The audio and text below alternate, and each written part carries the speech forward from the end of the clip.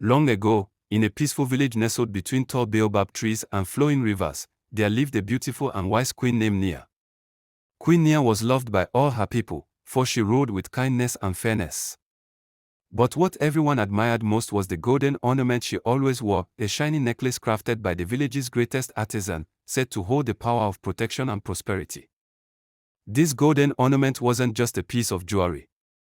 It was believed to be a gift from the ancestors, protecting the village from harm and ensuring good harvest every year. Queen Nia wore it during all ceremonies, and the people trusted that as long as she had the ornament, their village would be safe. One night, as the moon hid behind dark clouds, a mysterious shadow crept silently into the queen's palace. The thief was none other than Kofi, a cunning trickster known for his greed and mischief. He had heard stories of the magical power in the ornament and wanted it for himself. Without a sound, Kofi slipped into the queen's chamber and snatched the golden ornament from its resting place.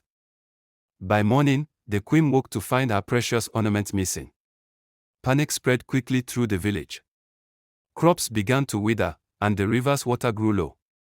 The people grew worried and looked to their queen for guidance. Queen Nia, however, remained calm.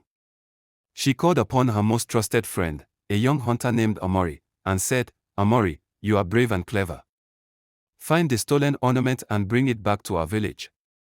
Without it, our home will suffer." Amori agreed without hesitation and set off on the journey, following faint clues left behind by the thief. He traveled through thick forests, crossed wild rivers, and climbed steep hills, asking every creature he met if they had seen the golden ornament.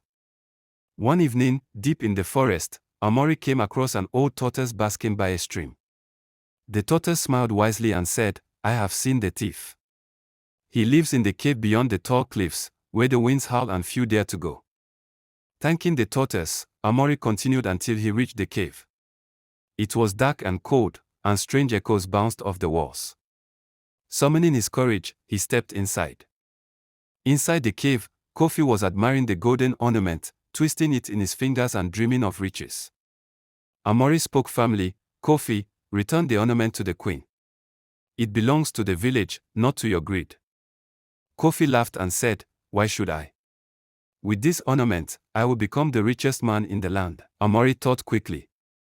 "If you truly want riches, there is a secret deeper in this cave, a hidden treasure guarded by a fierce lion. If you risk your greed and venture there, you may find wealth beyond your dreams. But beware, only the pure of heart can return safely." Kofi's eyes sparkled with greed, and without hesitation, he ran deeper into the cave searching for the treasure. Amori waited patiently, and after some time, he heard a loud roar and footsteps running out of the cave. Kofi came back, but his face was pale, and his hands were empty. "I found no treasure," Kofi confessed, trembling. "Only a lion that chased me away." Amori smiled gently. "The real treasure is the happiness of your people, Kofi. When you steal, you bring only trouble. But when you give, you are truly rich." Kofi hung his head in shame. With a heavy heart, he returned the golden ornament to Amori. Together, they journeyed back to the village, where Queen Nia welcomed them with open arms. The ornament was placed carefully back around her neck, and instantly, the river swelled with fresh water, crops grew green and tall, and joy returned to the village. From that day, Kofi changed his ways. He became a humble man, helping others and earning the village's respect not through tricks, but through kindness.